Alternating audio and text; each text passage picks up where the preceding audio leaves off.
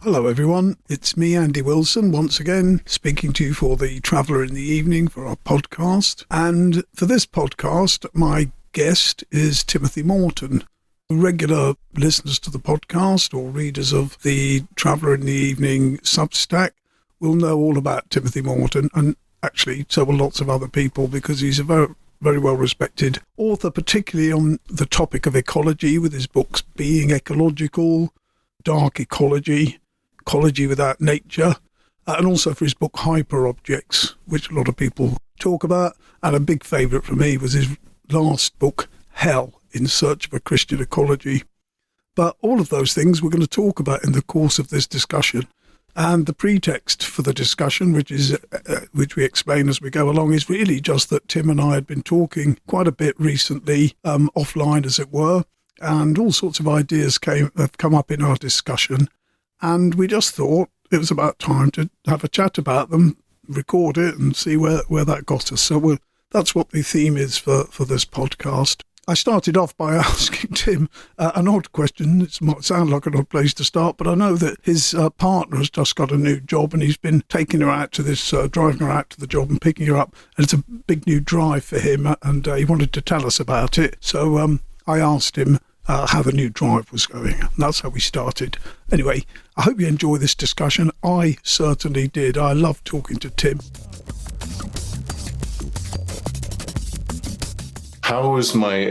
Did you ask me how was my drive? Yes, I did, yeah. In the sense of it being your new drive that you're going to be making a few times. It's from the furthest west of Houston that you can get. In fact, it's just about a mile west of the sign that says you're now exiting the city of Houston, and it really means it. I mean, there are some signs in the middle of town that also say you are now exiting the city of Houston, but they don't really mean it. This side of town is all the people from, say, for example, Saudi, who end up working for big oil in Houston, right? So there's all these halal butchers. There's a huge, big supermarket called Phoenicia that has the greatest, most incredible things you could possibly imagine in it from that region of the world, And there's this rather magical road. I've just been finding out about these magical roads, but every mega city in the USA has one magical road, right, that takes you from far, far somewhere there to far, far somewhere there. And there's one in Chicago that takes you all the way from the south side to Evanston. And there's one in LA called, I think, Vermont that takes you very, very far. And this one is called Westheimer, and you just glide along Westheimer all the way from that part of the world to the furthest east you could possibly get before Houston finishes, which is Beyonce's world, which is the third ward, which is where me and Trina live. And so it's actually a 20-mile journey. I've just finished it despite some pretty logistical moments.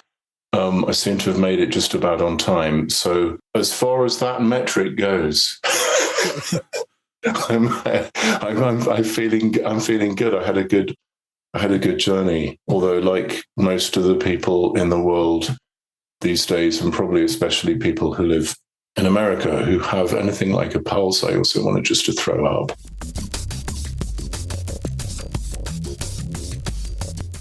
Sounds like a pretty reasonable ride, and you were right on time as well. That's lovely. Bang on whatever time it is in your time zone. But, 3 o'clock here.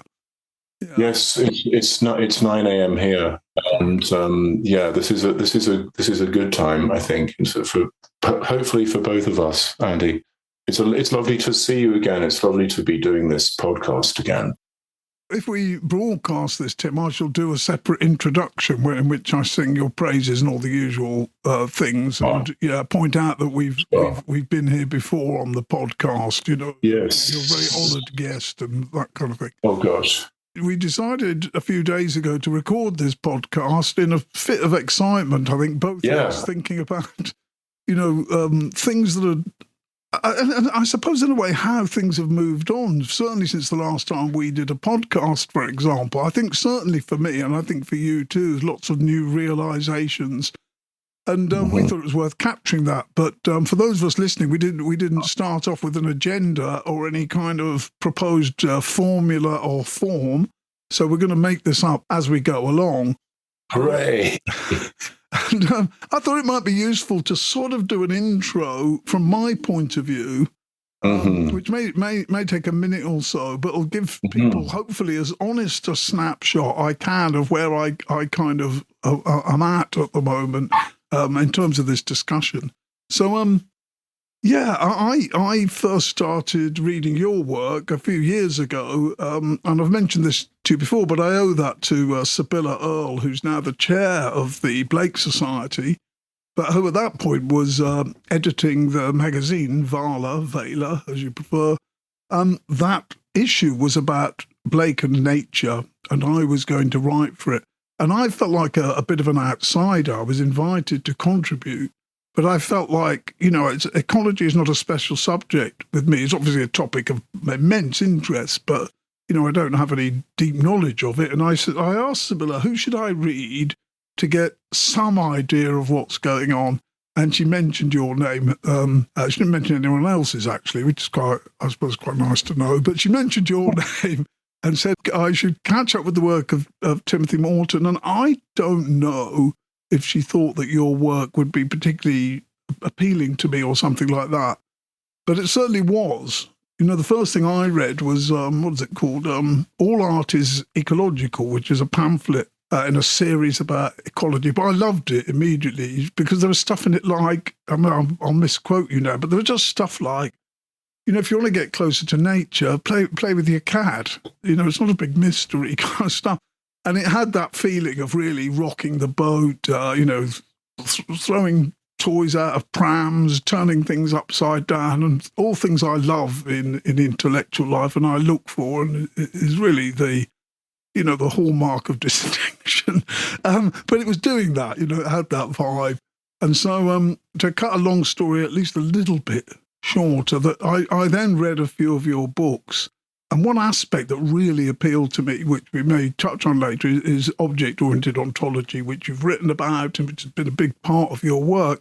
And something about it I immediately really, really loved. And I ended up reading a lot about OOO, but only because I knew my friends would ask me about details, and I felt like I was going to have to defend them. It wasn't the details that attracted me. It was the kind of radical flattening of hierarchies that is implied by OOO, and that I do think is tremendously important to what we're talking about. But then the next phase of my relationship with your work was then, so I was having absorbed quite a few of your books and really getting into it. I was at a point in my own life where, having been a kind of Marxist, activist type of Marxist, very involved with activist politics, and certainly a Marxist, right, ever since I was at university in the 80s, I had been reading a lot of William Blake and had, become a Christian, which was one of the most bizarre things. And, I feel ashamed when I tell the story because I didn't have a Damascene sort of event. It was started really with a realisation that I agreed with Blake's way of looking at the world. And then it was an afterthought. I thought, well, yeah, but it's Christian, isn't it? Does that mean I'd become a Christian? And I had, that's not a very good way of telling the story because it sounds much drier than it really was. But nevertheless, that's the kind of logic of what went on.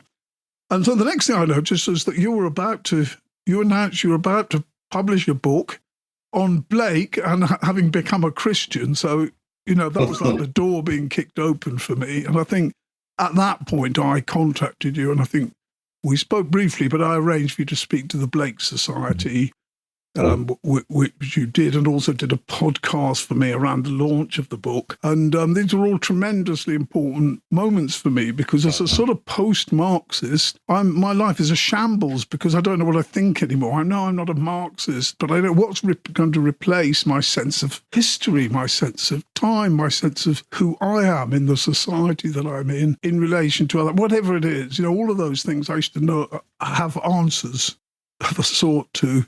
And now I didn't have them in a funny way, which is incredibly liberating, among other things. But that's when you and I started chatting much more, and kind of talking in the background, I think we've talked about so many things. I know Tim and I speak on what do they call it, a chat program type thing. You know, the conversation moves so fast and it's deleted after a week. It's impossible to keep up with it, you know. And so it was after, 6 months of that conversation, I suppose now, that's when you and I both said, we really ought to sort of try and pull together at least something of what's gone on, I suppose, since the launch of your book, in my thinking, and hopefully in yours too. So that's my long-winded intro. Wonderful. At least, it's like my attempt to put my cards on the table. Wonderful. If I could put my cards on the table here, to sort of parallel play with this. First of all, I'd like to say the idea of a kind of Damascus moment is kind of secondary to me to what you did actually, which was like you allowed for, you used the word logic, right? You allowed for a logical structure that you hadn't yet thought to be kind of endured, you know, emotionally. It's sort of like if there's a feeling to being logical, it's a feeling of sort of enduring or tolerating something that might stretch you, that might, you know, you might feel like maybe I'm wrong, you know, but I'm going to let this kind of play out, right? And that's actually in that story of Paul, right? Like it's very concrete, like he just goes blind and he has to kind of just endure and just kind of follow instructions to let the whole thing happen. But you said that really did happen. And it's much more important, I think, to thinking about it in terms of allowing for a previously unthought, I don't know, to use the word logicality, rather to distinguish it from a logistical program or set of instructions that have been already established in the past and which by definition haven't quite worked yet to achieve the loveliness that we might be wanting to achieve. But talking of loveliness that we want to achieve, you see, I've just, as you were talking, I was putting up my notes, because the thing is that Andy interviewed me. It was a wonderful interview. So wonderful that when my editor at Columbia heard it, she said, we got to publish this and make it just as is. And hopefully with this one and some other ones we can put together into some kind of volume, because it really was very special. And that was after the interview that I'd done with you, Andy, for the Blake Society, which was just, wow, you know, immediately connecting, right? And so in the meantime, since last we spoke, we have accumulated a rather large amount of prose, some of which I've sort of copied and pasted because I became obsessive about putting the exact time and the exact day and who was saying what. And I'll just show you on my notes here. We've got Christian Communism 3, because there are 3 see, there are now 3 lots of notes, and if there's too many, I've found the system can't cope with it, so you create a new one. That's been going on for months. And then we got Paradise 3. This is another project, which I'm writing a book called Paradise with Trina, and a book on Christian communism, and that's the 3rd one, right? And there's also, you know, somewhere here, there's actually also a big note just called Andy, you know, right, which has like hundreds and hundreds of things that Andy said, that I've said to Andy. There are many, many other thick parts of my phone that contain Andy Wilson stuff, right? And if you don't know already, you should know about Andy's work. You know, Andy's a very, very special, pardon me for saying compliments that can be stimulating, right? But is a very special person, and we've become very close, very actually like friend, ally, brotherly close, you know. And so with any luck, what we do today will be like a kind of sampling of or field recording of something that's already there, that's very, to use the language of pop music, solid as a rock. Tim, you're always saying lovely things, and I always have to. People will be able to see me if they see the video, but they'll see that I'm always squirm with embarrassment.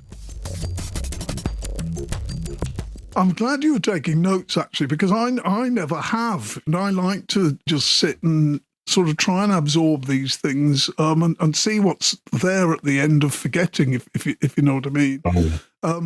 So, and I feel like, you know, we've not moved, but, you know, so much has happened, and that's what we want to capture. I was only just before we started this discussion. We've both been reading David Bentley Hart, and in particular his book, Atheist Delusions. And I found it's, again, such a momentous book. But I was just before this recording dipping into it again, and there's a bit I missed, and it's such a fantastic description of the difference that Christianity made and the breakup of the old hierarchical world. And it was just while reading these sentences about the pagan idea of sacral society as a hierarchy. And that it all came flooding back to me why we started this discussion. It was this anti-hierarchical move, and it was the whole flow of it was against hierarchy. And then seeing it all come back around in somebody else's words, David Bentley Hart, as you and I have been discussing him, it's been quite remarkable. But I think it says something about where the continuities are. And even before reading your work, I have a friend, Gyrus, who wrote a book called The Idea of North. And it's just about the idea of verticality and north and in ancient society and so on. I'm totally convinced that we have these deep concepts that affect everything we do, but are almost transparent to us. They're so obviously there. And verticality and hierarchy is certainly one of them. And again, before reading your work, I was reading about, the great chain of being. The idea that everything exists in this hierarchy of being that goes up to God. And that's why OOO was such like a bomb going off for me, because even without all the details, I was like, great, this is a way of seeing through all of that. But that was just the beginning of this discussion at that point. Well, so it's been kind of getting louder and louder and louder in my thinking, which I allow my thinking to just kind of happen. You'll be pleased to hear, as a surrealism fan, I used to call it a surrealist writing technique to everybody. When I was doing my PhD, I would walk around with what in America is called a fanny pack, with several notebooks in it, with several pens, and I'd be in Sainsbury's looking for some cheese. Wait a minute.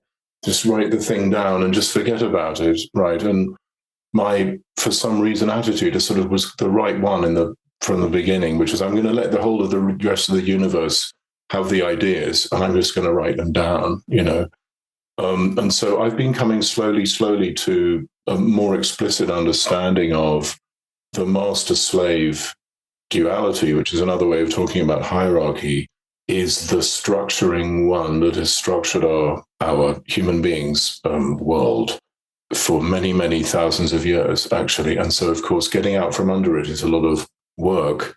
And this was really galvanized for me by the murder of George Floyd. And I realized that, as a white guy, I have an obligation to work on this much more explicitly than I had previously thought I should do or could do.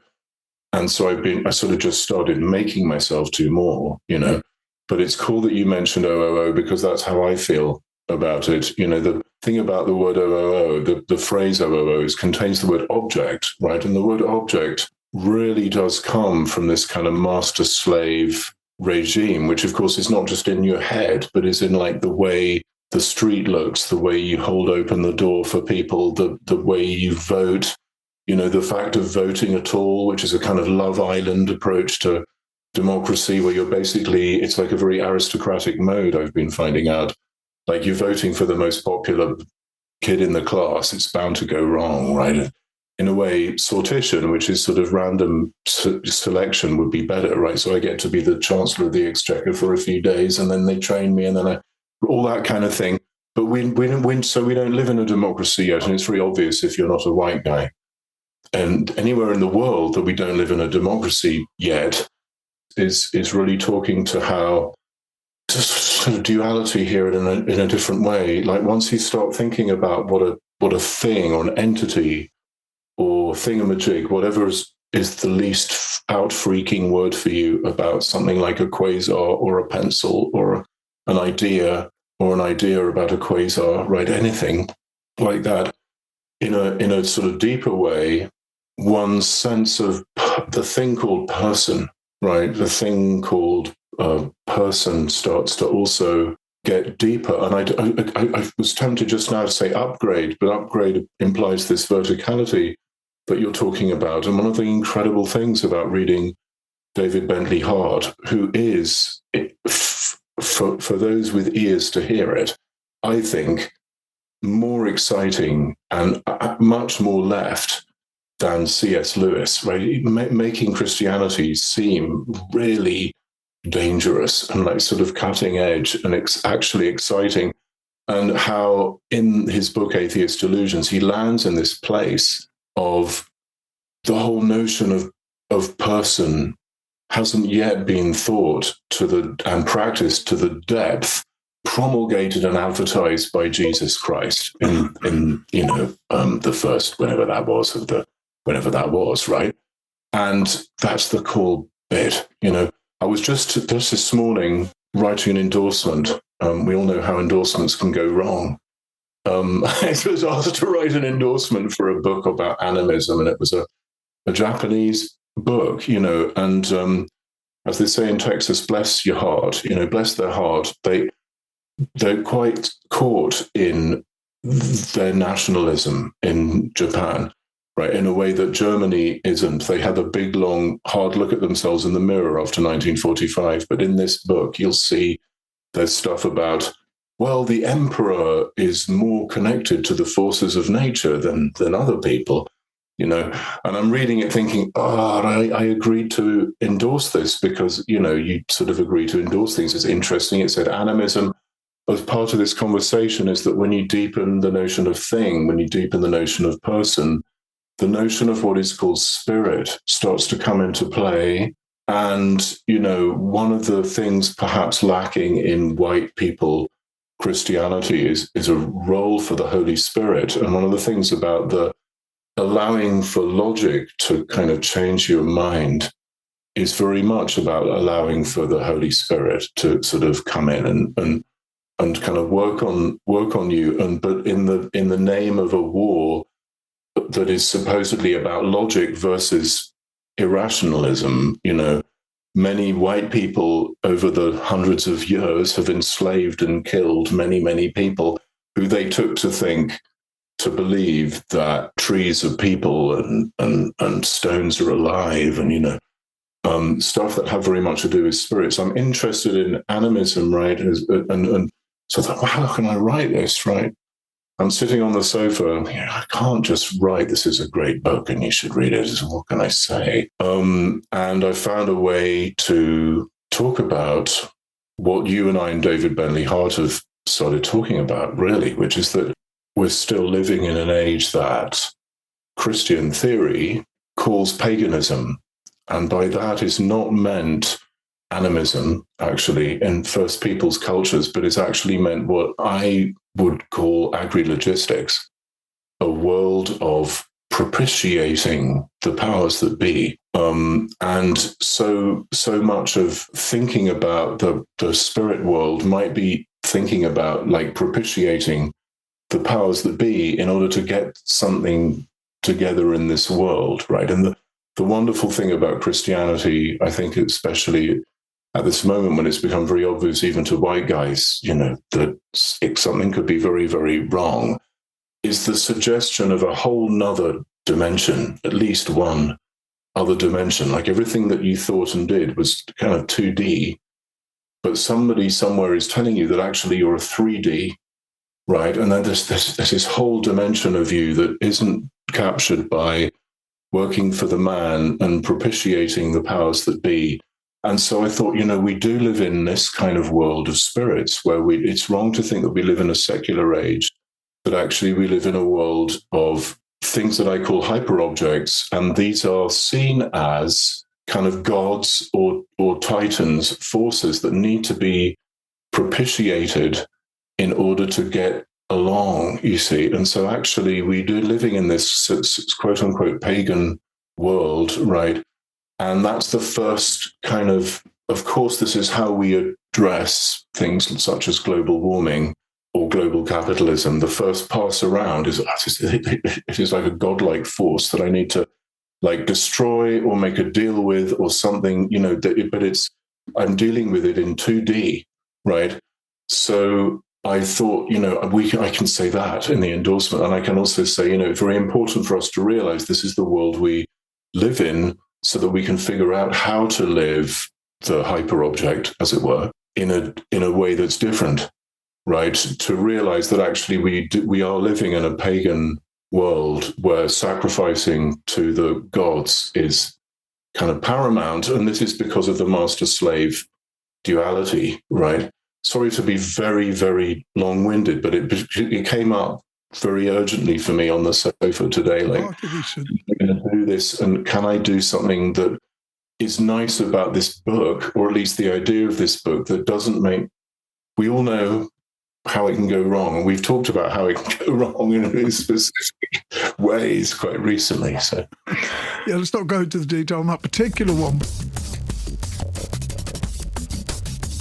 I think that's what we need to do, is pull this together into a view of where we're at and what we can do about it. I don't mean a program of action or anything like that, but situate ourselves. And discovering you're a Christian is a weird thing, because it implies all kinds of things that you should do, but they're hotly disputed. We know we have, Christian nationalists in supporting Trump and all this kind of thing. So the implications aren't obvious. And obviously, my Marxist friends are horrified that I've become a Christian. They don't understand it whatsoever.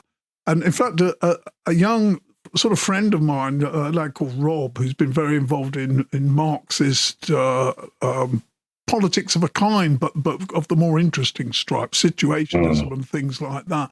Anyway, he came to speak to me recently, and he was asking me where I was up to with my ideas, and he was intrigued about all the Christianity and everything. I said, well, I'll send you an email about the philosophy of OOO and a different way of thinking about these things, which I did. But his reply was that he found it impossible to imagine what philosophy could be like without subject and object. Sort of, if you take the subject and object away, you've taken your bearings away within philosophy or something like that. Yeah, and, that's quite an insight in its own way. But it made me think. Yeah. When I was thinking about OOO and its kind of militant, anti-hierarchical kind of kryptonite posture towards hierarchy. Of course, this is tremendous if you want to speak against the oppression of women, right? The hierarchy that's implied in patriarchy, in slavery, in racism, even at work, the org chart, the boss at the top and how his goodness and knowledge and wisdom and direction radiates down through everything. And these things are all offensive. But and OOO is useful in countering all of them, But what it made me think is that they're all connected. And the OOO bit of it, the criticism, is central to what's actually going on here, because all of those forms of oppression are connected. And this is something, again, we talked about recently, about how on the left people will talk about, well, how do you connect the struggle of say, feminism of women with the struggle over race, with the struggle over this, that and the other, and they're seen as extraneous to one another. Or, for example, people trying to explain the rise of Trump. A lot of my old friends are obsessed that there must be an economic explanation. These other things are secondary in some way. So I think one of the realizations, certainly I've increasingly had, is that these things aren't separate. And when Musk says that the fundamental bug in capitalism is empathy, I think this is such an important insight in a bizarre way, because he's put it right there front and centre.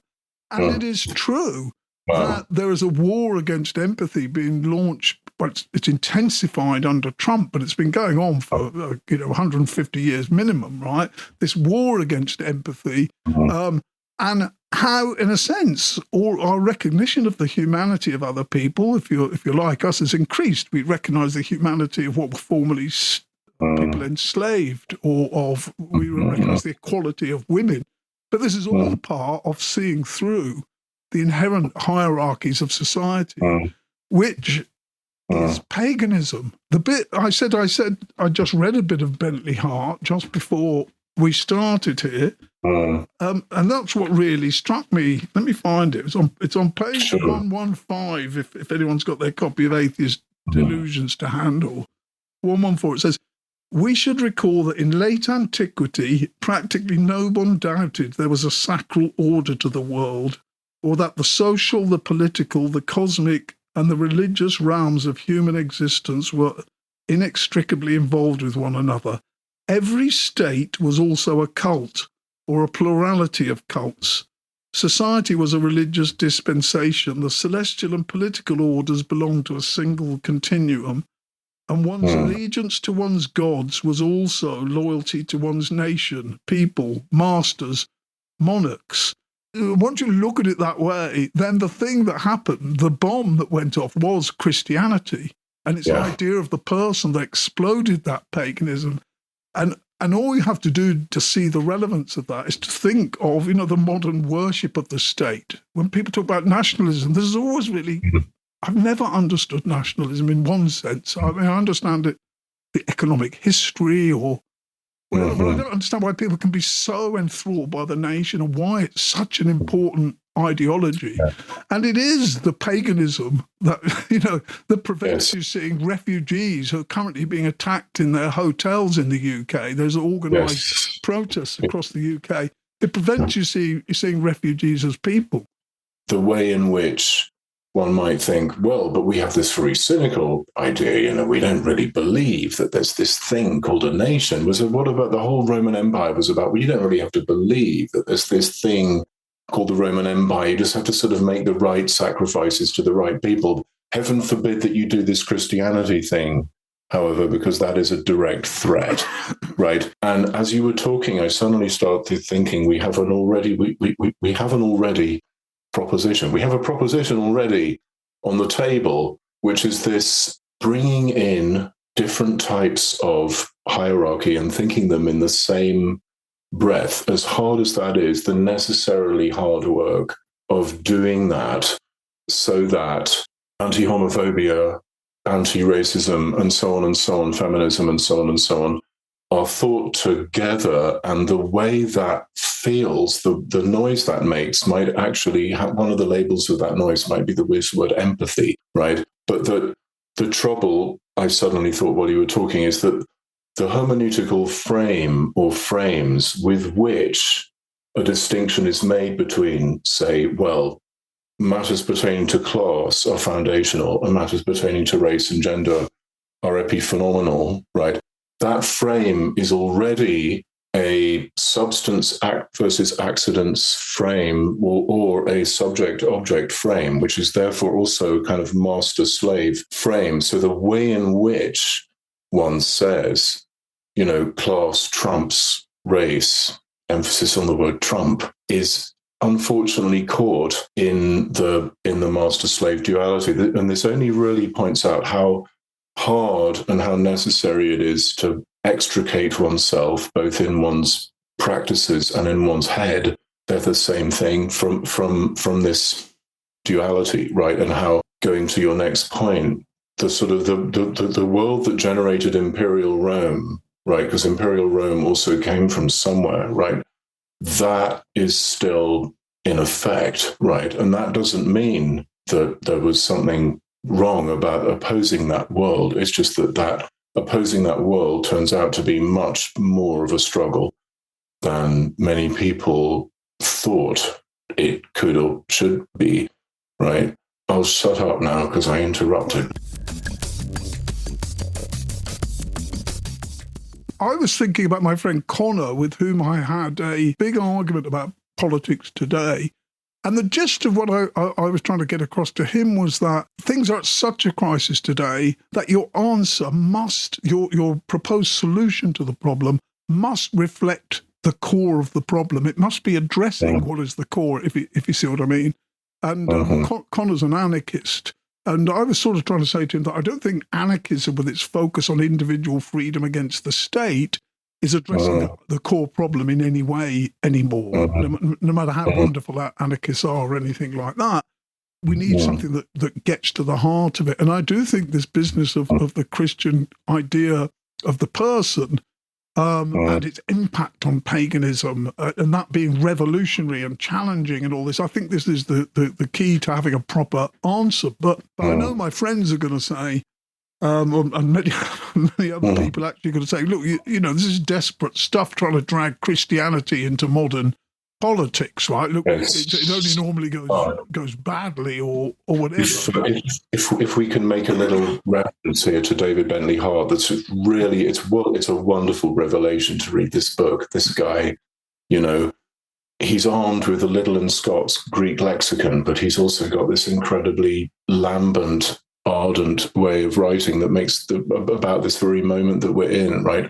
And he makes the point that concepts such as freedom, democracy itself, fairness, justice, these things that are kind of bandied about or promulgated in smart ways, whatever, so-called Enlightenment concepts, right, of humanity, are in fact more or less diluted versions of Christian stuff. Yeah, so that when people say, well, I support secular values like fairness and justice over, what they're really doing is voicing a kind of Christianity that might have been sidelined by the all too obvious, what is now the ultra-right fascist, version thereof.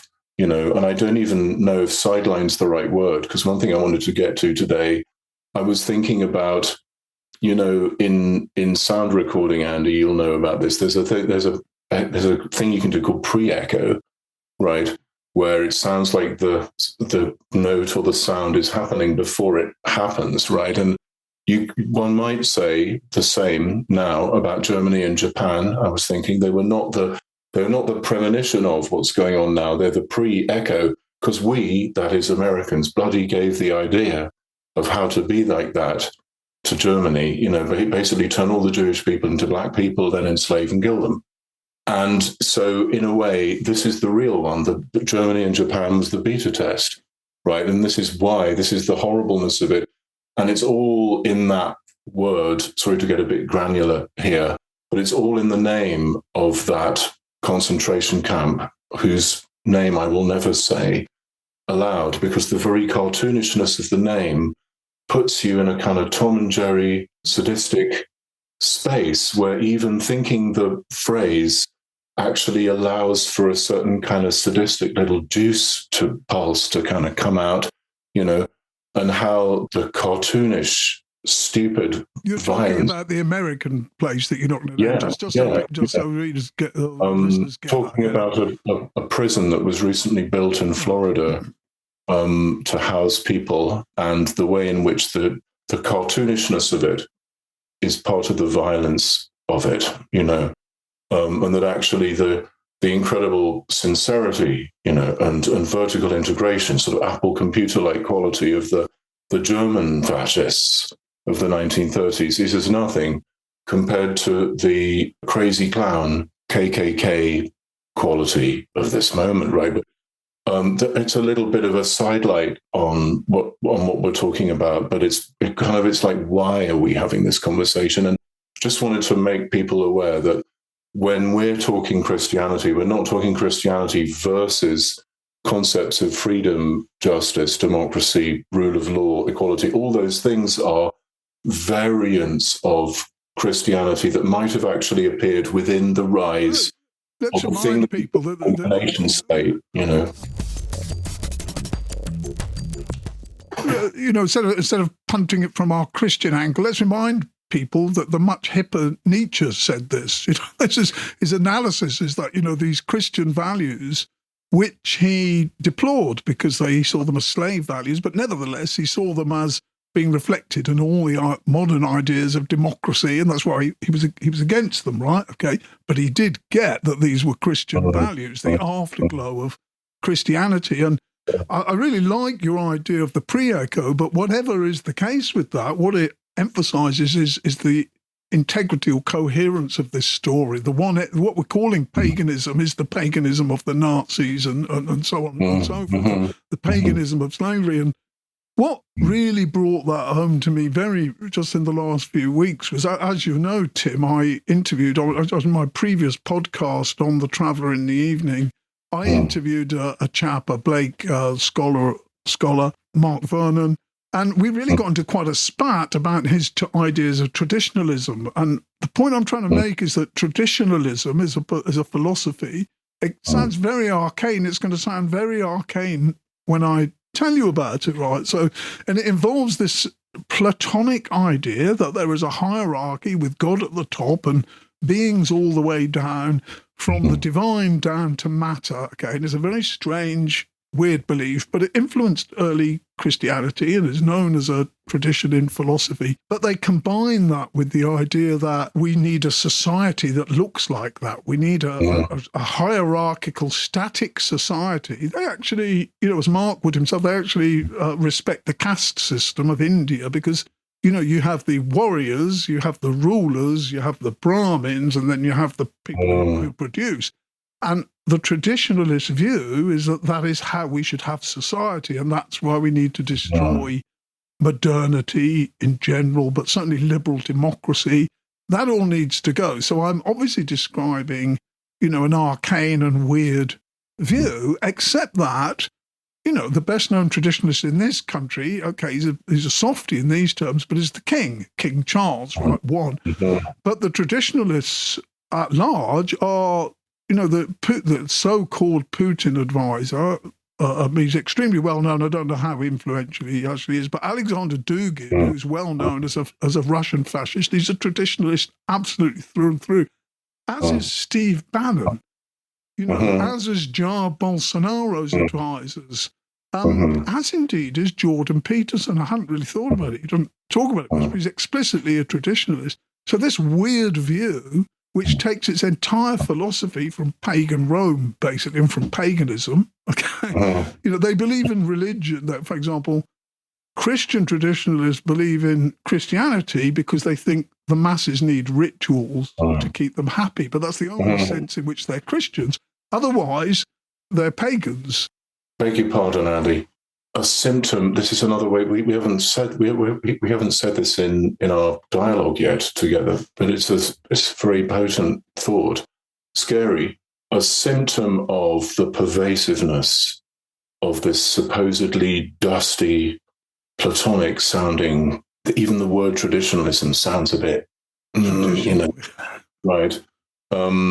A symptom of it is in the cozy tea and cake kind of, this isn't really about anything to do with fascism. This isn't to do with that. Heaven forbid. This is just a nice thing to think about. This is nice. Right. So there's a full spectrum here between kind of tea and cake niceness and, why did Trump say that all the buildings have to be Albert Speer-like classical buildings from now on? Because these buildings are symptoms of slavery, right? It's symptoms of enslaving people, and they are reminders. And if anything, fascism is just like a juicier version of the same old, right? And so when you hear traditionalism, when you hear Andy say it, what's being really said there is the juiced up version of power structures that are already really unpleasant. So actually the twist is that when people say, "Oh, I'm a traditionalist," it's some kind of, probably they won't need to say this in code anymore quite shortly, right? So I live in Houston, and one of the ways you can symbolize that you're into the KKK is to have a license plate that says SPQR, because SPQR is 4 letters, KKK is 3 letters. It's a play on, right, and the Roman Empire, right. And so you sometimes will see, I just saw a few months ago, sort of white, of course, SUV with a SPQR license plate. And it's saying it all, not really even very much in code. Yeah. And the knowingness with which you are then implicated in the kind of nudge quality of it is also another kind of symptom of the pervasiveness, right? So we've got this kind of nice tea and cake. What do you mean you couldn't be? Well, I'm not endorsing bad stuff. The side of it, and you've got this kind of nudge. We all really know what we're talking about here. Side of it, which in the end implies in your head a sadistic image of a master or master surrogate beating to a pulp or to death or raping another person. Yeah, and that's what's being promulgated in all of these kinds of images. And so when you hear traditionalist, you're being asked to visualize that. That's what I think. You're being asked in the end why that way of thinking has its power is sustained by a deeply learned and ingrained habit, which is a habit of sadism, acting out sadism. Yeah. One of the other ways we could have started was for me to talk about Frank Zappa. And here we go. Because sadism is so boring. As the survivor of sadistic abuse by a psychopath, we both are. Yeah, it's another way in which we connect. Sadism is so fucking boring. At the end of the day, all those big piles of like shoes that the Nazis, all the data they collected, the people that they'd executed, and that Zappa song, The Torture Never Stops. Yeah, I was so reeling from my own torture at the time when I first heard it that I couldn't properly hear what was being said there. But what's really being said is, this is the most fucking boring thing in the world. Nothing's actually happening, right? Pagan time, agri-logistical time, is just a cycling algorithm. Nothing's happening. Nothing's happening. It's like what Benjamin calls homogeneous empty time. And in the end, one of the things against it, which is a kind of Oscar Wilde punk thing, objection to have to it, is it's so fucking boring to do sadistic violence all the time and to be visualizing it all the time, right? Why do people have massive collections of porn? It's this sense of amassing a huge, great pile. Why do the pharaohs like being buried with a pile of wealth and slaves upon them? Why does their lone and level sands stretch far away in Ozymandias? So the main thing against that Ozymandias guy is that he created the most boring possible world where there's just like these big sand dunes, and that's it. That's it. You're great. What do? You mastered the universe. You ate the world. You created a huge big pile of stuff and you buried yourself in it. Blech. Right? You actually just eliminated life. You eliminated life. You eliminated actual life in terms of life forms, and you eliminated what in Aramaic and Hebrew is chaim, right? Which is when Jesus says, "I'm the way, the truth, and the life," Jesus is saying, "I'm the chaim," right? It's the liveliness, right? And what is that?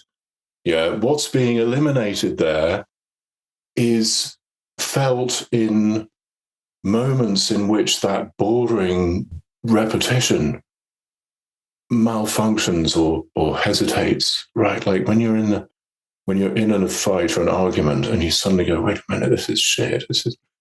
I just don't even have to be doing this. I don't need to do this. I got lost on the way to taking Trina to work. Trina doesn't have a driver's license yet, so I'm driving her. It's a 20-mile drive. And it's scary because I've got to figure out what's the best way to get little Simon, who's 16, to his high school. And it's a 40-minute drive from Trina's work to Simon's high school. So I've got my stopwatch on and I'm doing stuff and I don't know the roads yet. And we got caught in a non-topologically equivalent kind of suburban Eisenhower space, which is also to do with the Roman Empire, right? Like the idea of the suburbs is the place that is always at least 2 streets away from a major highway. That's the rule in America. Just like in ancient Rome, you park your chariot in the front of your house. That's why the garage is in the front of the house there. You're waiting to go to war, right? So we got lost in this thing that was only a couple of 100 yards away from Trina's school. And I'm freaking out. And Trina's going, don't panic, don't do this. And I thought, I want to escalate. I want to get into it with my new wife. I want to do it. And then I thought, what, screw it. I'm not going to go there, as annoying as it is to not go there, as juicy as it feels like to go there.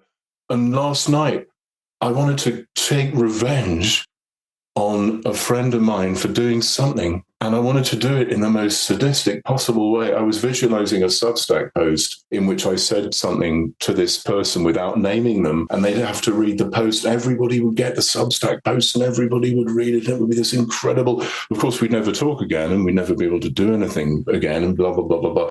But wouldn't it be great?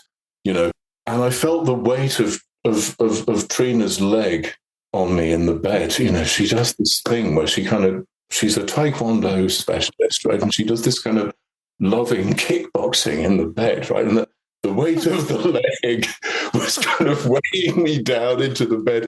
And I gradually went to sleep. When I woke up, I was like, oh, fuck it. You know, I don't need to do this, right? I don't need to do that. I went to sleep, right? When that sadistic impulse, because there's no limit to it, you see. Once you've hooked into the sadistic thing, there's no limit.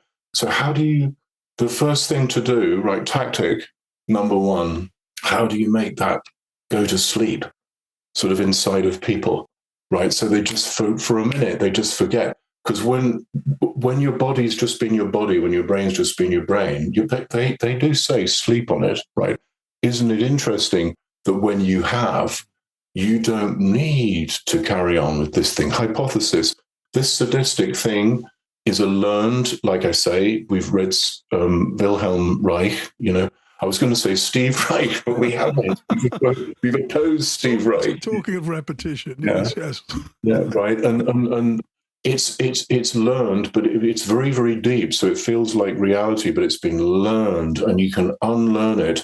And it's granular because it's so old. This is what religion's talking about, truly, like real, actual, nice religion is. All the little things you do in the day, they're not just little superficial things. They're really pervasive old things that have, like, you know, think about breathing. Oxygen must be really old because it's everywhere, right? Like the bacteria that pooped out the oxygen was like 3 billion years ago, right? Like this habit of wanting to seek revenge on people must be really old because it's everywhere. But that doesn't mean, and this is where the OOO comes in handy, right? Just because something is everywhere doesn't mean it's everything, right? Just because the world of appearances is everywhere, it doesn't mean that things are exhausted by how they appear. They really aren't, right? It just because ideology is everywhere. In fact, you could even flip it around. You could say the very pervasiveness of ideology is a symptom of the fact that it isn't everything. It's just really, really old to get like fixated on these things, you know.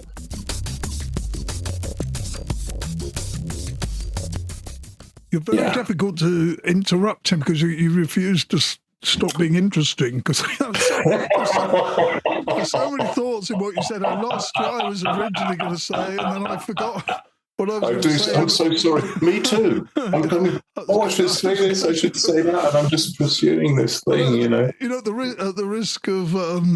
not quite going completely with the flow of that. First of all, you made me think of George Orwell. You know, fascism as a boot stamping on the face forever. The forever bit is important. It's not adding to the agony; it's the foreverness of it. And there's also, you know, again about the sadism, the aspect to it, because I can turn it on. I was going to write an article recently. I didn't mention this to you. We should discuss it as to whether I should even write it. But it's about the ups and downs of being both autistic and having had a sadistic stepfather, a very violent stepfather.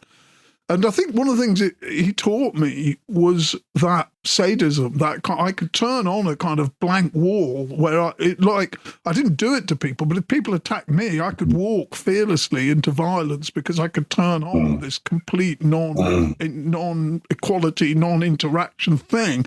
And I can face out a lot of violence. Also tends to be a good thing if you're autistic, actually, because if you can cope, it can make you a genius at masking, because you can be absolutely panicking inside at one level, but stonewalling at another level, and all of that made me think back to, so that it is a style, right? And it's the house style of Trumpism. If you want to know what the sadistic style is, look at everything he does, from the architecture on down and across, and everything in his demeanor.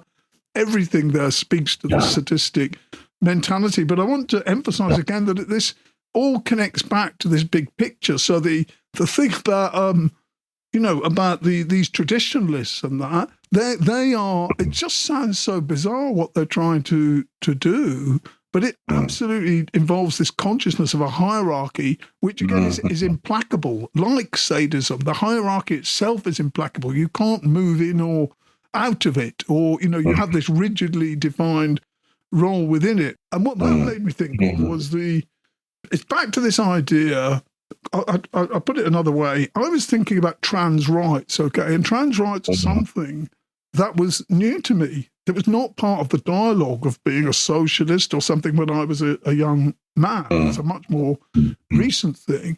And I had a base. What I found interesting about it was that from my point of view, I kind of got it pretty quickly. You know, these people are trans, they want to do what they want to do, and people are fucking them around, okay? And they want to stop it, and people hate it because it challenges norms of gender, whatever it is. And I kind of got that really quickly. But that also speaks to this idea that there is a sort of unified person that takes many forms, whether it's as a woman or an enslaved person, a trans person, or whatever it is, that is being abused by this sadistic system that wants them in that abused position, and that they are all connected, and that is reflected in that kind of. That's why in his sort of the traditionalist chap I was interviewing, in a very sort of soft voice, will tell you that, well, you know, empathy is a bad thing in a way because it assumes we're separate to start with. If you show empathy with something, he said, or that equality is a problem because people aren't equal. They're all different. And this all sounds very polite, but it's actually the basis of policy now in the biggest political power in the world. And that to me means we're really in trouble because although you said, you know, a few moments ago, you were talking about how it's, in a sense, it's always been this way.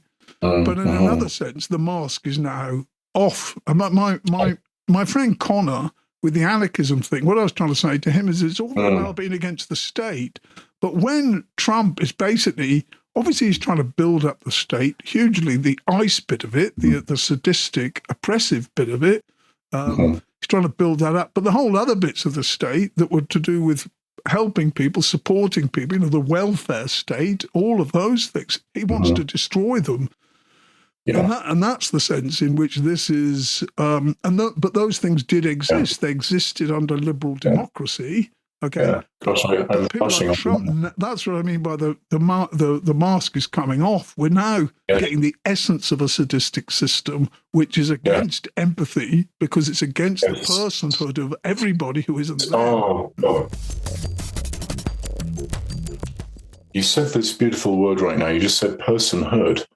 You see, one way of mishearing what Andy was just saying is the idea that there's a person underneath the appearance of gender or underneath the appearance of race or underneath the appearance of class. There is basically a kind of transparent being. And this, of course, problematically is the very notion of the subject as a kind of mastery, which is part of the problemo. But personhood, I was thinking while you were talking, this quality of being a person, not even the right to be that, but just the fact that that happens. That's just something that happens because you're alive. And how that gets killed or suppressed or blocked or whatever that is.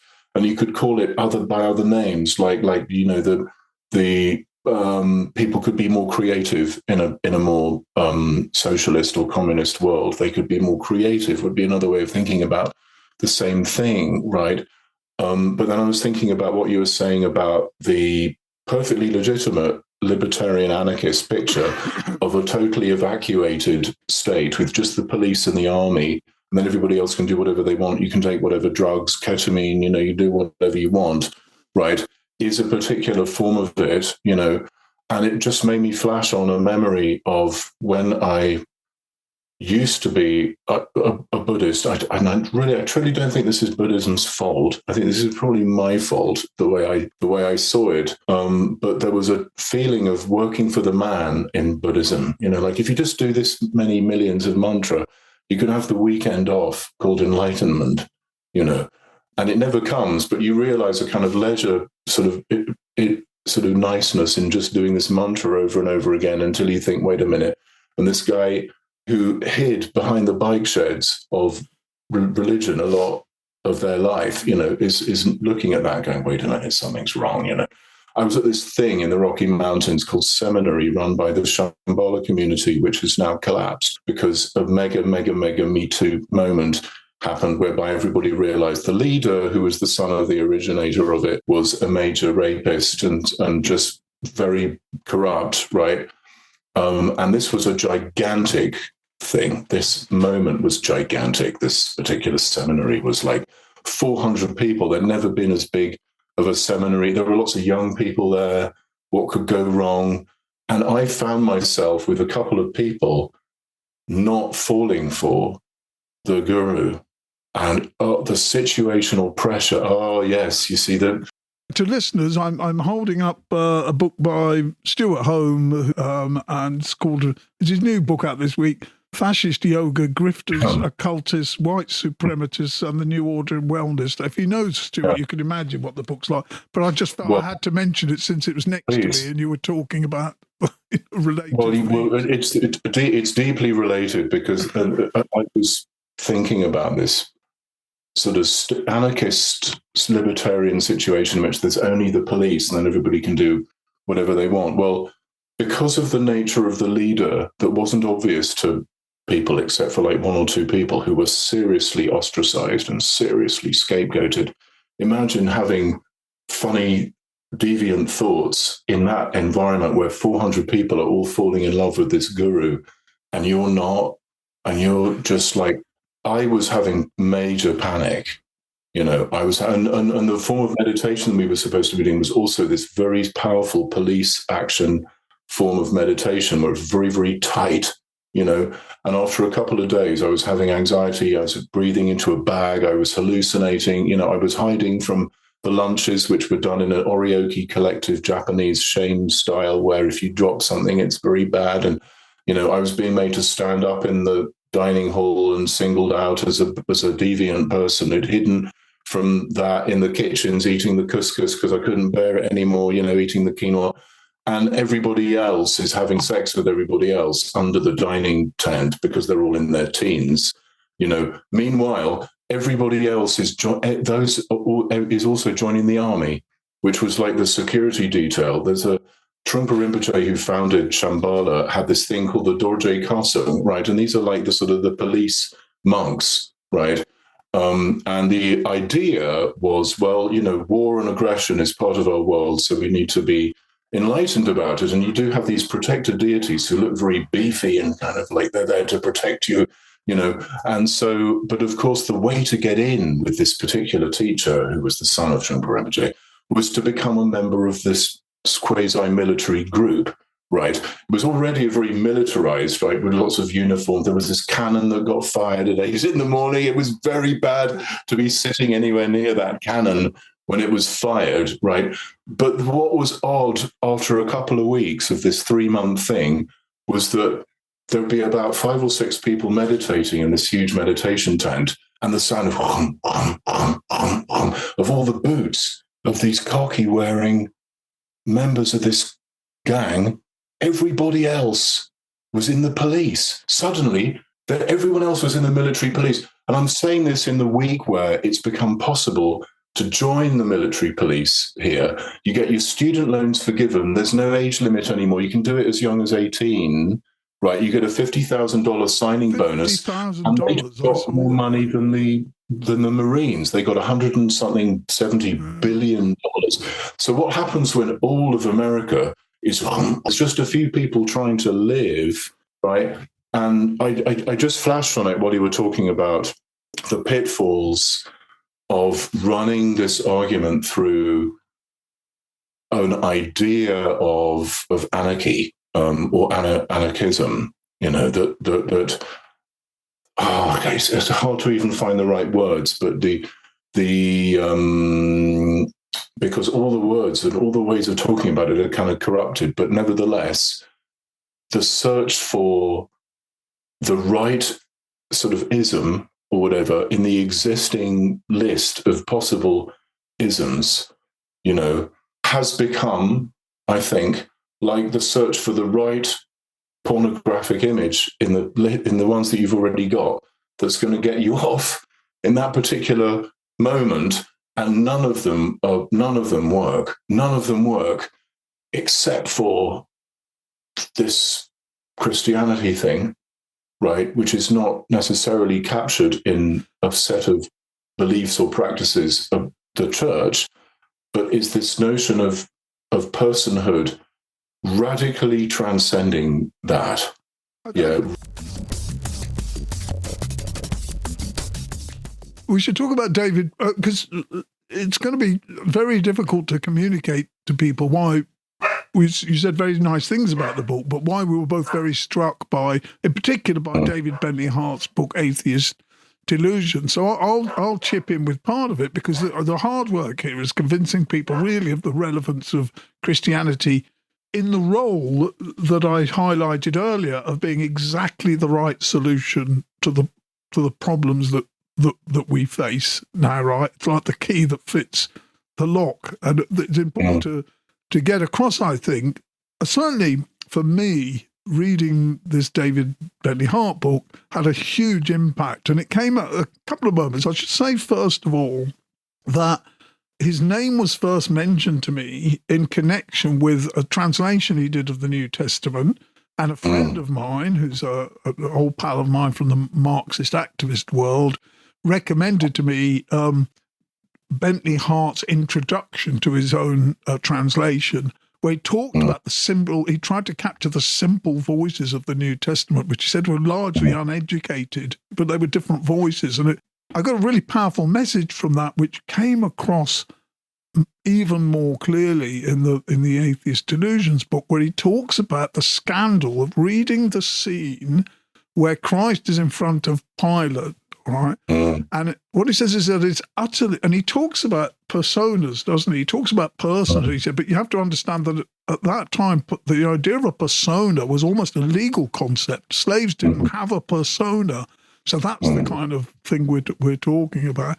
But what he says is how revolutionary that scene is, because we don't see it at all, because we look at it after the event, right? But we don't see at all how scandalous it is in a society, a pagan society of complete hierarchy in which slaves count for nothing, literally nothing, to have a peasant from Galilee standing in front of the authorized representative of, the emperor or whatever, Pilate, and the hero is the peasant from Galilee. What the fuck? That just does not compute to the pagan mind. It computes to us, because we're told every night. I was watching this terrible series my son likes from American TV, and they have a little moral homily every 5 minutes where they say, isn't that nice, that everyone should be treated with respect and all these things. So it's impossible for us to understand how revolutionary that not only was, but is. And that's the key, It's so the key. But as you're talking, I thought of another angle of the same key, right? Which is, on the one hand, anyone with a pulse would look at that and go, "Oh yeah, sure, Jesus is the hero of that." And in the original, looking at it and going, "How could this be possibly happening? All the rightness and goodness and truth and reality are on the side of Pilate." Yeah, and that's emotionally like how you're reading it. Yeah, cut to today. Take any situation you want where somebody's being beaten up, or their homeland's being destroyed, or they're being genocided, or they're, they look wrong to the powers that be. And so many people who watch that show, who are then taught to respect Jesus Christ. But luckily, thank goodness that happened a couple of thousand years ago, because we can default back to this idea that the stupid, weak, abject guy in the situation must be on the wrong side. It would be absurd to side with that guy who's being beaten to a pulp, right? It would be absurd to not side with the authority, and this kind of built-in bystander effect of seeing something exactly like what happened in those days on the news and just not really thinking to do much about it. And the way in which what you're saying, the way I like to think about it right now is that this is a moment at which ethics and morality couldn't be more obviously different from each other, right? Being a nice guy, a perfectly decent, nice suburban guy right now in America is predicated on turning a blind eye to someone being dragged out of their house and beaten to a pulp. Yeah. And so the ethics of being a nice guy are out the window when it comes to thinking about being genuinely good, that has an outrageous, shocking, world-shattering kind of quality to it. It's utterly. I mean, you'll recall this bit of the book because, well, actually, no. To tell a slightly different story, I'm going to have to. If when the podcast goes out, I'll add a note where I tell you who the artist is because I've forgotten the artist. But I was looking at this picture of that scene by a Renaissance artist, and the notes were utterly brilliant in explaining it. It said it's what is so great about this painting, and I'll put the painting up as well, obviously, is that it's from the point of view of the resurrection, which is you because of the way it's done, you're looking at it knowing that Christ will live again. Okay, you're looking at it from the point of view of knowing who Christ is. But what David Bentley Hart says, if you, which you will recall, I say if you recall, but he says when you see that scene, not only is the Christian God on the side of the oppressed in those scenes, but he himself became one of the oppressed and was killed, which is the most revolutionary thing anybody has ever said, is the bit you no doubt recall. And it's that shocking aspect of it that's so vivid and important, and is so much about this business about, being the key. And I had something else to say, but I've forgotten it just in the excitement of thinking about that bit of David Bentley.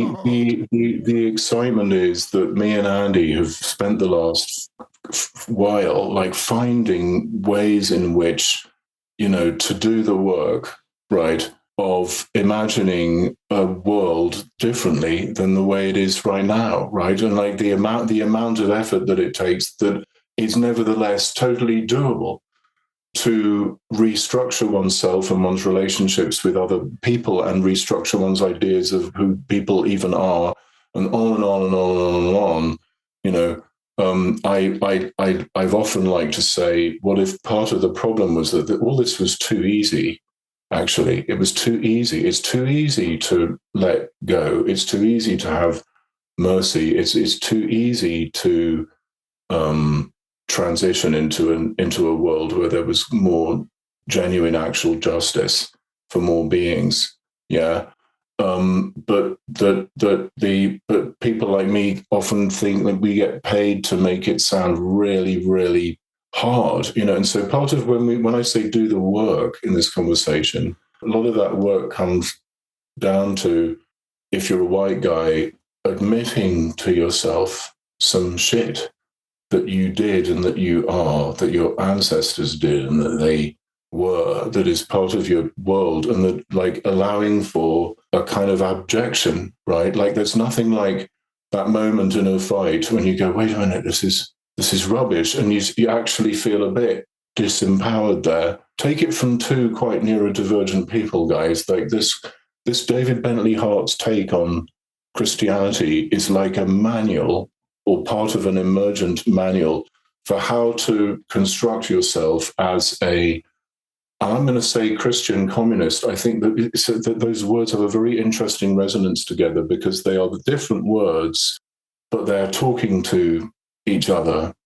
They're making this funny sound to each other, like two whales calling to each other across thousands of miles of ideological space, and we all think we know what that means, and it's the thing to work on, right? But what if actually scaled up to planet scale, things such as mercy and love, and good old pity and peace, if we're going to get Blakean about it, are the toolkit for how to do it, namely dismantling a world based on mastery and slavery.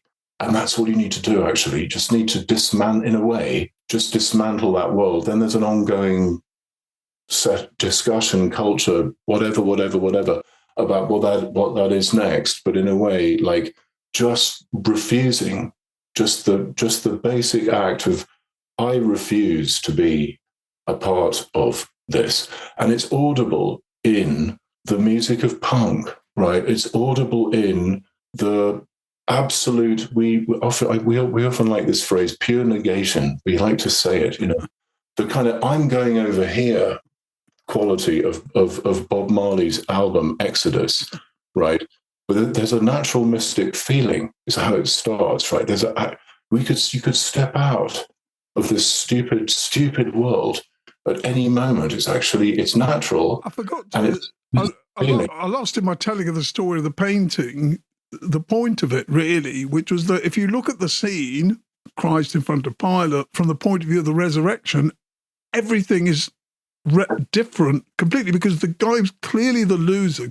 Christ is still painted, he's been beaten and he's looking pretty roughed up, and Pilate is still in his kit, and standing up. But nevertheless, the way it's painted, it's obvious who the fool is, who the insubstantial, unimportant person is. It's Pilate. It's not. The slave has become something completely different. And the reason I mentioned that, at that point, was just because that becomes non-negotiable. Once you get that, that's a completely different way of looking at, anything. In Gaza, it's completely different way of being in the world once you get that point. And that just plays to what I'm trying to say about the key and the lock being the right, why Christianity is the right answer. I mean, my friend John Game, he hates the fact that I talked to him about, we've been discussing Christian communism, and he hates the whole idea of calling anything communist now, as an ex-communist himself. Because, people in Eastern Europe, they know what communism is, right? They're just going to spit the dummy at this point. But I think it's worth doing, and I think it's worth epating whoever else we're going to shock with the idea of a Christian communism, precisely because it tries to short-circuit two things. Okay, I was thinking of saying to Tim, maybe we should talk about the Christian commune or something that takes the edge off it. But no, let's do our absolute negation. But my point is that it's not just about what you elect to do, deciding to show mercy or whatever. It's about. I remember when I became a vegetarian, having read Peter Singer and whatnot, I sort of decided I'm not going to become a vegetarian until I don't want to eat meat. Does that make sense? Not. I think that it's a bad thing to do, but I become so repulsed by it. Yes, I get it. It's a similar thing. That is what Christianity offers. It's inherent in what we're both saying. You said it right at the beginning. I discovered that I was a Christian. Yeah. It's not a decision made by some command control homunculus in your head to choose cool thing A over cool thing B because that's actually cooler and you've figured all the different possibilities and that one's going to work. It has to be, and that's why conversion is an interesting word, or born again. It's that when you get born, it happens to you. It's something that happens to you above and beyond what the implications of that phrase. I like to say born again because it's just so provocative, but like you realize that you are is kind of part of it, right? And, again, it's like an encounter for a white guy with abjection. Actually, you realize that you are, and ... It's one of the things about that all art is ecological, is that art doesn't have to try so hard to be ecological because it is ecological. It's sort of like, you don't have to try so hard to be a good parent because you are a parent, right? In fact, just knowing that you are a parent already is how to practice being a good parent, funnily enough. Like you're trying super hard, to get it right. It results in something funny. But you don't have to, please, I hope people will agree, you don't have to be a great teacher. Don't you say in your book Hell that something like thinking you're a bad father is what being a good father is? There you go. Exactly. And so there's this quality of it's always going to feel a little bit ugly. It's always going to feel a little bit wrong. So one of the things we've been talking about a lot is, so we've talked about punk, we've talked about Bob Marley, but I think another key touchstone here is the guitar solo at the end of a song called Truck Driver Divorce. I drove through the Mojave Desert in June, with Trina, Claire, and Simon, and it was an experience of going through ravishing beauty for hundreds of miles with incredible colors and wow. And the Colorado River appearing like a sapphire at the edge of this town called Bullhead City, which is like a sort of Saudi Arabian oasis suddenly appearing there in the beginnings of Nevada. And then you go up this hill and you go to this little tiny conglomeration of houses called Nipton that isn't even a town. And you descend into this giant valley that's like out of sci-fi with these huge, big reflective dishes that reflect the heat. There's this amazing high-tech nothingness. And oh my God, this is scary, sublime. Oh, and then you get into California and you find yourself driving down I-15 and you look to your right and there's Death Valley. And fuck, there's nothing here. There's no life. You look at the mountains, there's now no longer any even Joshua trees. There's just this little dusting of algae on the black rocks there. And you're like, wow, this is the surface of Venus. And it's horror, right? You go from beauty to the sublime to horror. Oh, and then you go around the corner and you find yourself in Frank Zappa world, which is the tail end of the Mojave Desert. And that tail end of the Mojave Desert goes on and on and on and on and on and on. And it's this abjection desert. There's these nasty Joshua trees. It's not beautiful. It's not sublime. It's not even horrible. It's just blah, blah, blah. And that blah, blah sound of Zappa's guitar solo at the end of this song, that's like, I figured it out listening to it while I was driving. It's not nailing the truck driver in particular so much as it's nailing the idea of compressing all that personhood into this little song, so that whether it's the parodied person or the person who's laughing at the parodied person in that song, you've got these two little verses there, which are admittedly hilarious, you know. Busting ass to deliver some string beans, deliver some string beans, deliver a whole bunch of string beans to Utah. And you're like, wow, yes. And then this thing happens, and it's sort of like the truck driver vomiting and drooling and gurgling, and this is what you're going through. You're going through it. Even if you're a highly trained university professor type guy who's written all these books, everyone gets to be this, and then you start thinking, this is the most best bit of the whole desert, because this is the road to Damascus. This is the Samaritan road. This is Palestine. This is where we actually live. Actual people live here. This isn't Death Valley. This isn't a spectacle for me. This is the land of, made by, and as the neighbor, right? Just this kind of, you know, the way this guitar solo sits in your ear like this. It's the neighbor kind of drooling into your ear there. And we've both sort of had this thing where we've come to realize that guitar solos are part of the wonderfulness of Zappa. And what would truly negating this horrible world sound like? What would it feel like, right? And sort of knowing this kind of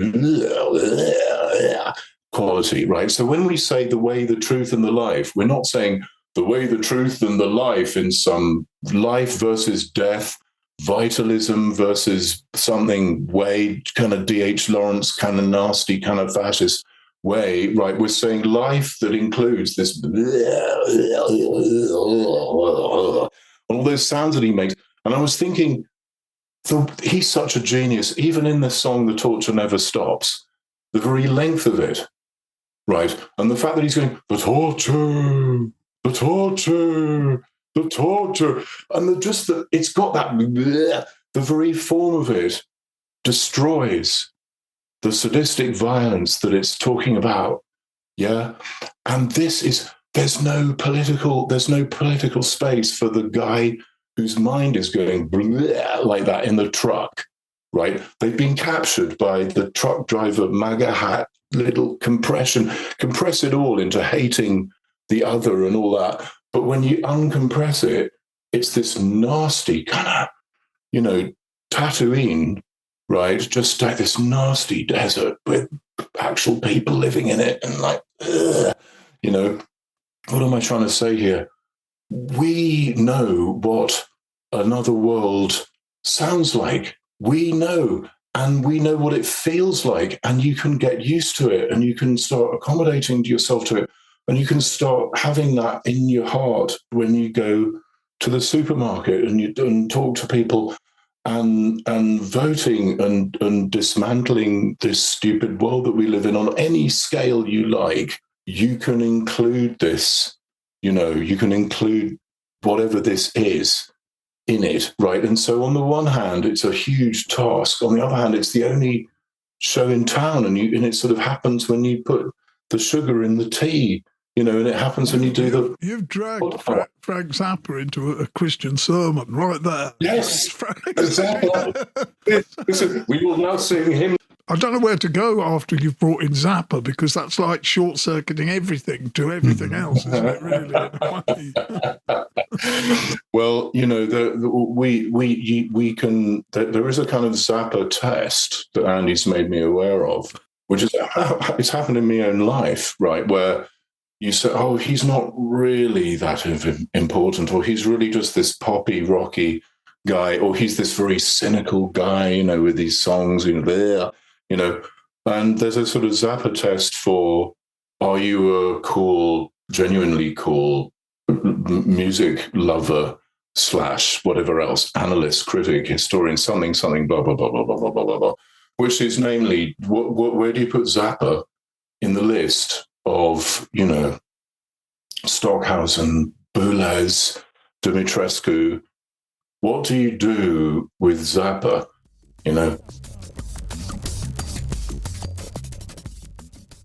What that makes me think of is something we haven't talked about, which is emerging ideas about ideology. Why do people put up with these things? Where is it? Why do people go along with or whatever? And as a Marxist, I would have talked about ideology, okay, and ideology reflects material interests and yada, yada, yada, and whatever, but anyone listening to this will know, pretty much have some idea about what ideology is.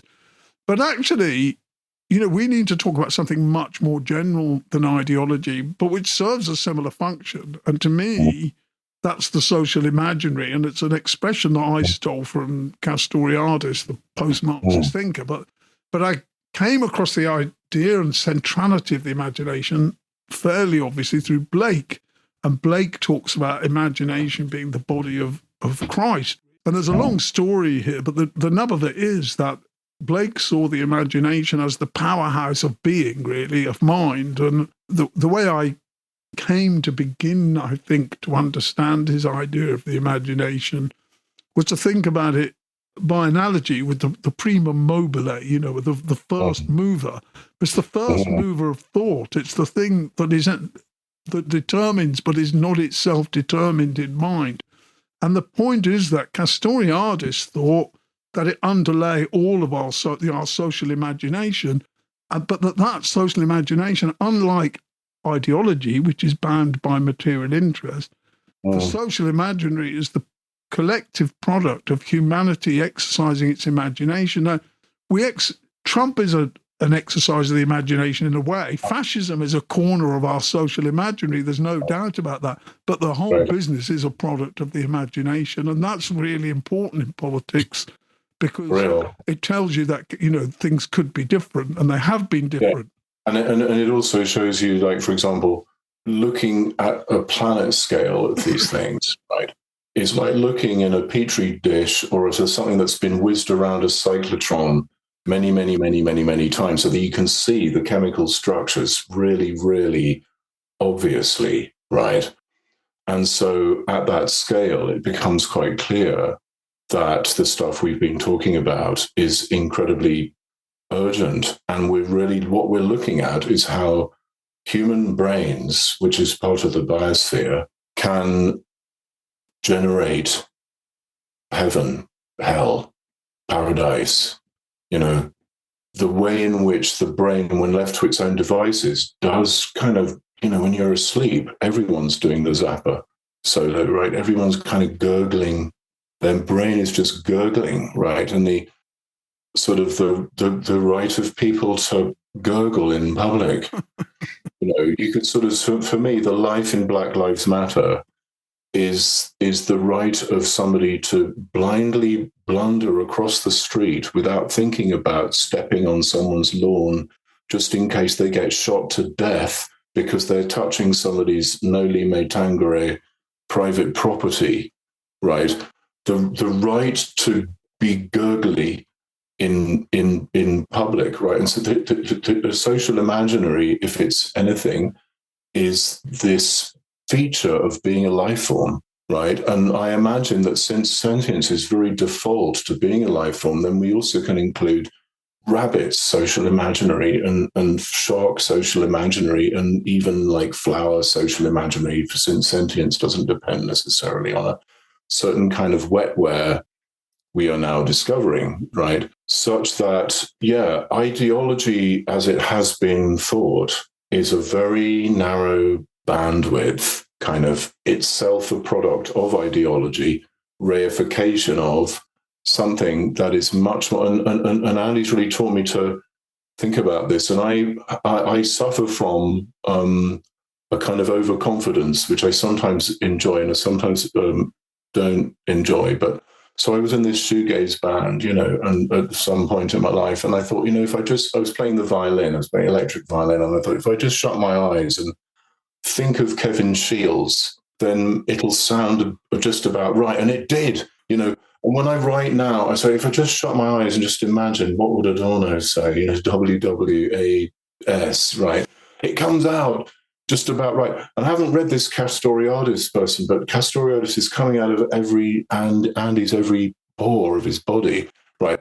And so I'm sort of shutting my eyes and imagining what this would be like. And I hear that Dumitrescu, a composer to which Andy has introduced me, wasn't allowed to hear Stockhausen in the Soviet days. And so just imagined what it might be like. And this is recursive to the whole social imaginary issue, right? Because above and beyond knowing what it's like, the ability to and the freedom to imagine what it might be like might actually be, this isn't an advert for me not knowing anything about the guy, by the way, but might actually be where the goodies are. And if Zappa or Marley or punk are giving us anything, they are giving us what Raymond Williams suggestively calls, but never explains, structures of feeling, aka things that might solidify into ideology, right? Like how you live your world, right? How you live your world could turn into some kind of official version of how you live your world, or it could just be how you live your world, and it might not last a long time, right? But he takes 19th century mining stuff, in novels as his example. There's this kind of vibe of being a Welsh miner in the 19th century, and there's your pit, and there's your house, and there's your hills, and you've got this kind of feeling. And the kind of art that conveys structures of feeling is necessarily conveying stuff that isn't yet practiced in social space or downloaded into a set of ideas. And so the kind of art, I think one reason we like William Blake, what's really great about the imagination isn't the ability to put up with existing stuff by replacing it with some hallucination about what's really going on. I'm not really being tortured. I'm actually, it's not that. It's actually radically outside of Plato's cave, right? Which is kind of, we've talked about this recently. That's what it feels like to be a Platonist, right? To be a traditionalist. I'm stuck in this nasty, fusty, boring, but there are these motivational posters around telling me that it's okay to be stuck in this nasty, dusty, boring. You don't have to be mad here, but it helps. It's a poster that you could see in Plato's cave, right? And when you're but the ability of your mind to actually imagine not Plato's cave. So suddenly you can do it. Part of the liberating power of a Blake poem is the sudden. I love this sort of Vajrayana Buddhist image of the Garuda, right? The Garuda is a magical bird from Indonesia, has Garuda Airlines, right? And the Garuda is in its little shell, and the shell opens, and the Garuda comes out, and it launches directly into outer space without even eating. It just goes pow into space immediately. It's like, wow. We need people who can do that. We need artists who can do that. We need thinkers who can be like, I'm going up here I'm gone. Mercy, pity, peace, and love all pray in their distress. That's the feeling of it. It's like we're going here now at 70,000 miles an hour, and I'm launching into outer space, and even the ability to do that must be a feature of, like I say, grounding again in just biology. This is a fact about being sentient. It's possible to do this if you have sentience, which includes having a brain. So this is the good news. So the interesting question is, why the fuck do people enjoy the torture never stops? Why do they why do they enjoy that? How do they even enjoy that? There must be a tremendous effort every second, every moment, including in myself, of enjoying the torture, right? So that how do I, unlearn it? So the good news is you can evacuate from this Plato's cave at any moment. The silly news or the bad news is how come people don't do this on a regular basis? Well, I'm wrapping it up potentially in a nice little bow here for people. Like, how come this is even happening to me? Why have I listened to this forever? Sort of this is what happens between me and Andy. So if you want to join our gang, we're welcome to, right? And like, this is the kind of thing that you can get up to if you have a brain. Plus, also, I think it's the kind of thing you can get up to if you're some kind of weirdo white guy who never really fit into stuff, right? This is one of the things about Blake is so interesting. A highly intelligent guy didn't have the wherewithal to have a fancy education, didn't have a fancy job, right? But was devoted to intelligence and learning. And, everybody must listen to that guy because that guy struggled out of that to give you this. So what's that saying, right? Like that's the product of something. Zappa, working class guy from the Antelope Valley, right? Where like, maybe not working class, his dad worked for the defense industry, but maybe a bit lower middle. I don't know, who cares? My psychotherapist also grew up in that valley and went to high school with Zappa, right? And the music teacher was always letting Frank Zappa play the guitar in this lunch break and all that, right?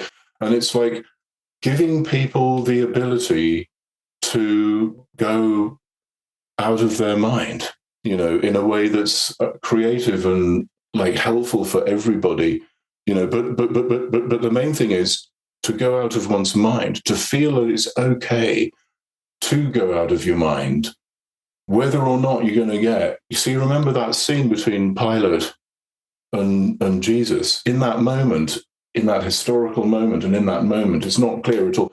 We all know because of the spoiler, like, oh yes, the real goodie is the one. But that's not obvious from the actual scene, right? So again, this is another thing we talk about, like actual politically progressive stuff might look crazy. Like the number of times I've been called crazy, the number of times when political progress might actually look like regress. Adorno's got this example of Nietzsche empathizing with the beaten horse, right? So the horse is being beaten and Nietzsche's crying and he's hugging the horse, and it's beyond going, how dare you, right? He doesn't do that. He starts to weep and he puts his arms around the horse and everyone's looking at him going, ugh, Now we would all have this feeling, right? But this was from the future. This feeling that Nietzsche was having was a structure of feeling that hadn't yet hardened into ideology, right? It was the social imaginary. He allowed somehow something in Nietzsche's life allowed for his brain to at that point and just kind of gurgle into empathy with the horse. You've given me two new expressions I'm going to use this week, I promise. One is gurgling my brain or whatever. And the second is when someone asks me what I believe these days, I'm going to say I'm a born-again Christian communist. Bang. There you go. Bang. Deal with yes. that part. Well, I'll tell you what's interesting about this, for those of you who are listening to this show, what's interesting about it is me and Andy haven't seen each other. We accidentally talked to each other live like once when one of us butt dialed the other or something like that a few months ago. So we haven't actually done this. So this is the accumulated gurgling of many months and it could go on all day and it could go on all night. And we could make breakfast and tea and stuff. I'd be perfectly happy. Just come back in the room and have a gurgle, and this will continue on our phones when it finishes. Yeah. But it's like we are two white guys setting each other and themselves free of some nasty shit. So if you're interested in doing the same thing, you might pick up some handy hints from this kind of conversation that we're having. And to juxtapose this one with the first one would be interesting. I think from my point of view, I just feel much more in my feelings. I'm much more in my life in general, and just in terms of talking about this, I'm much more centered in my feelings and less wanting to be cute sounding or right about stuff. And that seems good to me. Again, this is like a progress that looks like regress. Some of the stuff that's happened in this conversation has been idiotic from the point of view of a sensible chat. Even just a few months ago, that was crazy. Throwing a wrench of what the fuck into the machinery was the title that you gave it, but there's throwing wrenches and there's throwing wrenches. This was the latter. I'd love to follow up. And I think that I've been, not unconsciously, but not deliberately, playing it safe and trying to keep to the big themes we've sort of moved towards over the last few months. But I think that when you were talking there about Zappa and sadism and the torture never stops and all this kind of thing, that's an infinitely expandable discussion once we start throwing art in there. And I'd really like to do that with you in another call. Maybe we'll put these things, I don't know what we'll do. We can decide about that. Yeah. It's just been such a pleasure to talk to. It always is, but it's great to do it like this, I think, and have a bit more throwing back and forward. I tried not to prepare at all for the meeting other than reading Bentley Hart as quick as I could, try to find a couple of relevant passages that I thought were interesting.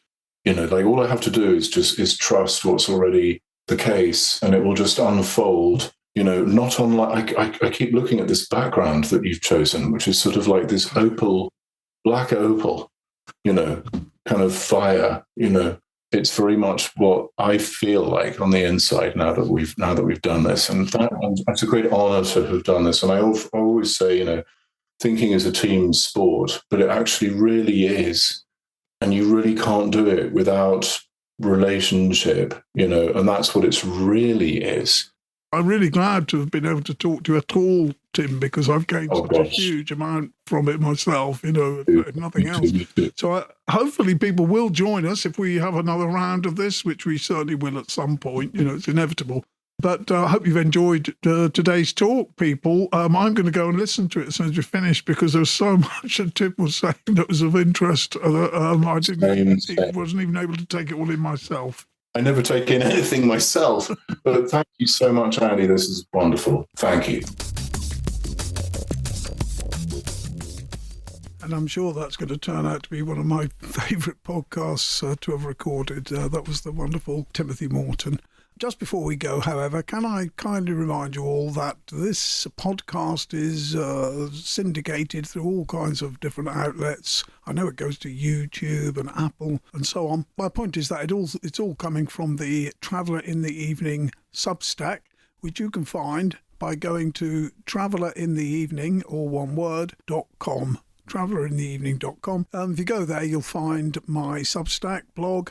And please take out a subscription, and if you can afford it, take out a paid subscription, because we really could do with the support.